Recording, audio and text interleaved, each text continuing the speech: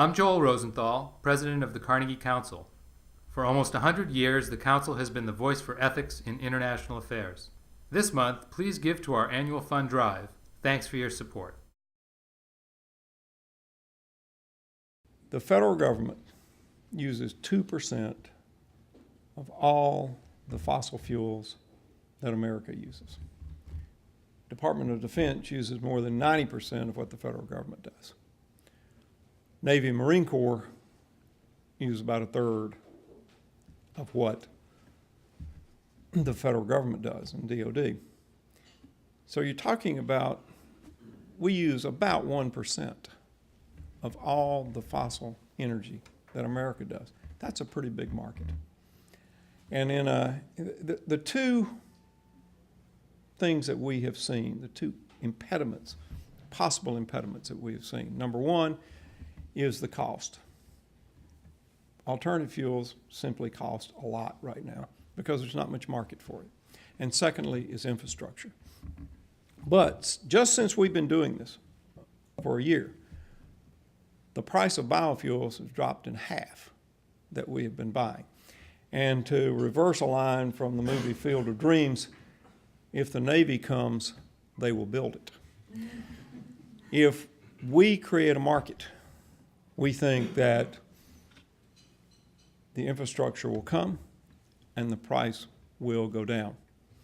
And we've already begun to see that. We've been dealing with people like venture capitalists saying, here's our need.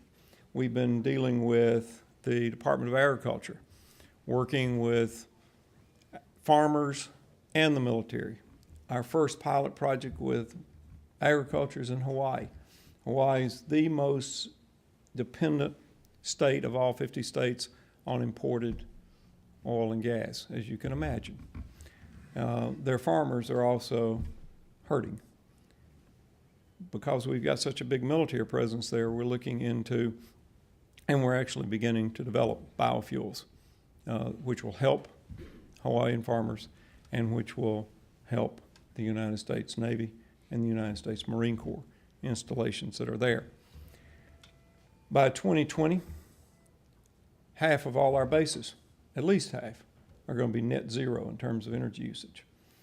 Now, we've already got one, China Lake, which because of geothermal energy is now giving energy back to the grid.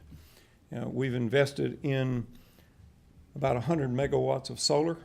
We're doing wind, we're doing geothermal, hydrothermal, wave action. We are offering our bases as test beds for new technologies, and we've been working with the Department of Energy to do that. Finally, we've been working with the Small Business Administration to help some of the entrepreneurs that are in this line of work.